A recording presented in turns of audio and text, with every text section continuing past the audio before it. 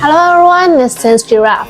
Today we are going to talk about Tuibeitu Tú. Tuibeitu Tú is an ancient Chinese book of prediction, said to have originated during the Tang Dynasty. It was reportedly co-authored by the most famous predictors Yuan and Li Chunfeng. Yuan was born in Sichuan, China, and was a renowned xiangshi, a person who practices physiognomy and fortune-telling. He originally served as a local magistrate in Sichuan area. However, because he was so skilled at reading faces, he was summoned to the imperial palace by Emperor Li Shiming.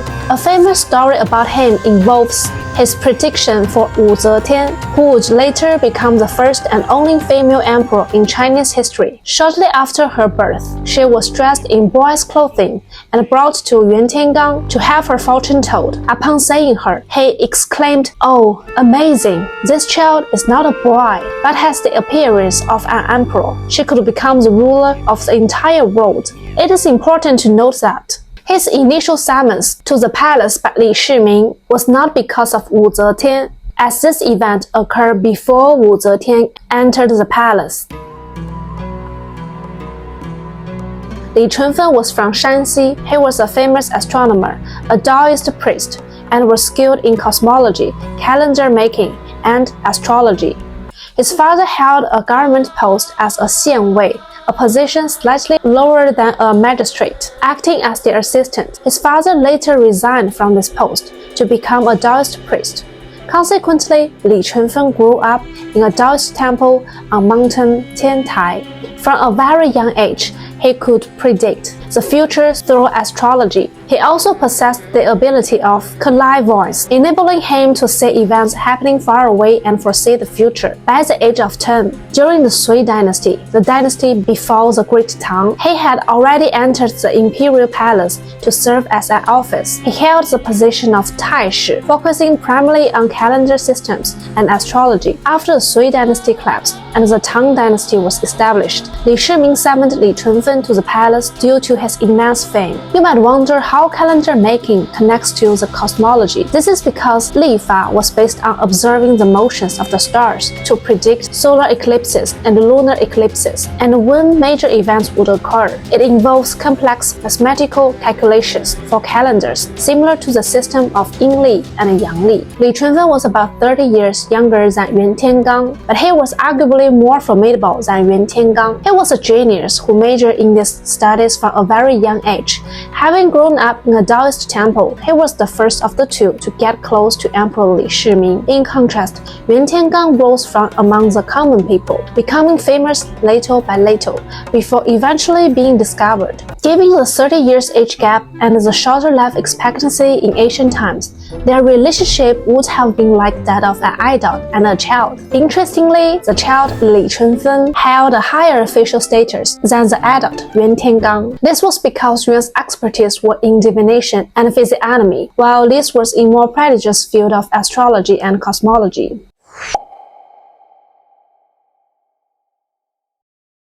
After Li Chunfeng became close to Li Shiming, he also made a prediction about Wu Zetian. He foretold that Tang Dynasty would temporarily collapse in its mid-period, and that Wu Zetian would become emperor at the time. Upon hearing this, Li Shiming decided to take preemptive action and planned to kill the young Wu Zetian. However, Li Chunfeng stopped him, insisting, "You absolutely must not do this." He explained, "If you kill her, the mandate of heaven will simply find someone else to take her place. That person would then be so vengeful that they would wipe out all your descendants, and the Li family's empire would collapse for good. But if you let her live, then even though the imperial throne will be temporarily lost, the Li family's lineage and prosperity will be preserved." Convinced by this reasoning, Li Shiming decided to let Wu Zetian go. A famous story illustrates how formidable both men were, while also suggesting that Li Chunfeng might have been slightly more brilliant. One day, Emperor Li Shiming was traveling with both Yuan Tiangang and Li Chunfeng. They came to a river and saw two horses about to cross. One was red and the other was black. Li Shiming challenged the two men, "Predict Which of these two horses will cross the river first? Yuan Tiangang used his divination sticks to calculate and derived the Li Gua, which is associated with the element of fire. Based on this fire element hexagram, Yuan Tiangang predicted that the red horse would cross first. However, Li Chunfeng disagreed. He predicted that the black horse would cross first. He explained, Yuan's Li Gua is correct. It is indeed a fire hexagram, but fire is always preceded by smoke, and smoke is dark in color.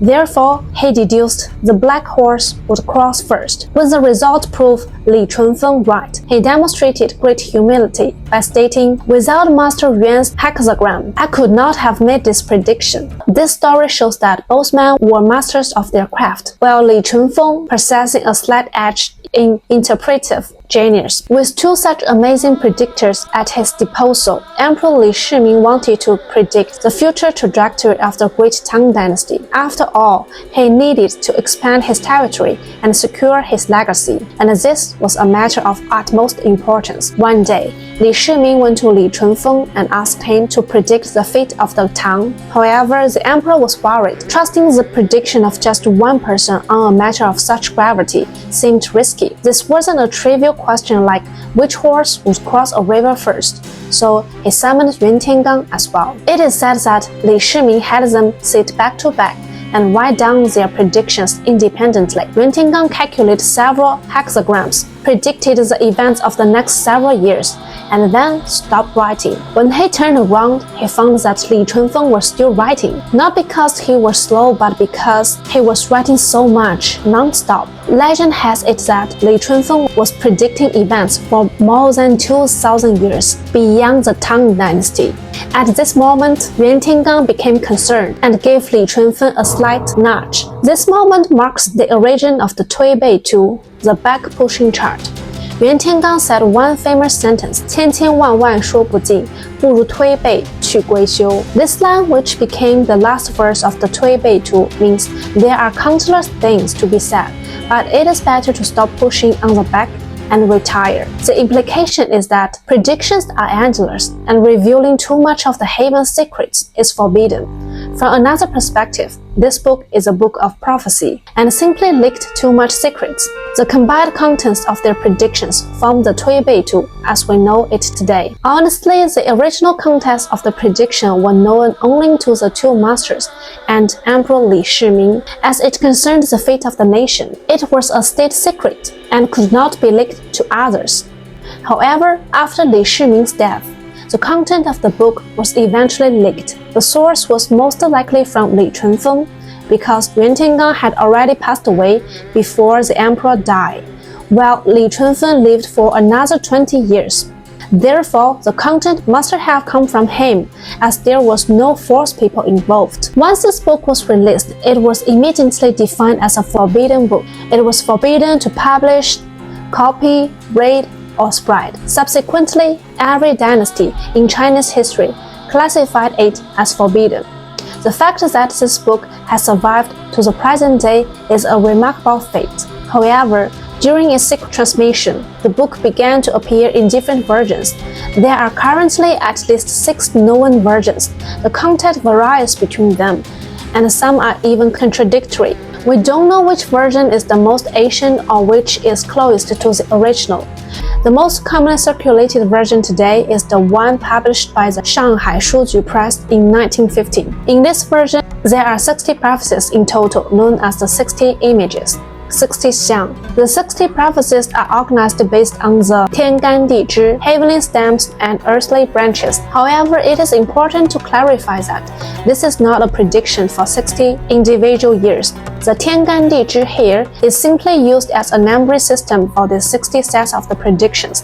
It has no direct relationship with specific years. The entire timeline covered by these 60 predictions is the roughly 2,000 years that Li Chunfeng was said to have foretold. Exactly how long this period is remain uncertain. While we can find some clues within the prophecies about when each event might happen, the dating is not precise. To get a sense of this timeline, today we will examine the final prophecy. Each of the 60 xiang includes a picture that is accompanied by 3 textual parts. The first part is called Chen. This is the main body of the prophecy for that xiang, composed of 4 short phrases. The second part is called Song. This is an appendix that illustrates the prophecy, often providing supplementary information such as timing, location, or additional context. It is also composed of 4 sentences. The third part is the annotation. It is crucial to note that these annotations are not part of the original Tuibeitu Tu. They were written by the famous literary critic Jing Shengtan from the late Ming and early Qing dynasty, about 400 years ago. He wrote his understanding and commentary on the book. In fact, the versions of the Tuibeitu Tu found today are mostly copies from the Ming and Qing dynasties. Consequently, the annotations found in modern editions also originate from that period. Let's now look at the 60 xiang, the final prophecy. The image shows 2 figures, one representing yin and the other yang, pushing each other's backs in a circle that has no true beginning or end. It ends where it must end, and begins where it must begin. The accompanying poem reads, "Within the vastness of heaven's calculations, we seek out answers, but the rise and fall of the world is not ours to control. Of the countless things that could be said, there is no end. It is better to stop pushing on the back and simply go home to rest." This signifies that the predictions ends here. The circle of yin and yang is eternal, self-perpetuating. The message is that while we may desire to know the future, even if we knew, what could we truly change? There are infinite possibilities, and it is impossible to speak of them all. It is time to cease the effort and find rest. Some interpretations suggest that this final image points to a state of great peace for humanity after a period of great turmoil, potentially following events like 2 world wars. Ultimately, the Tuibeitu Tu circles back to the Taoist principle of Wu Wei and makes us question why we fight with each other at all.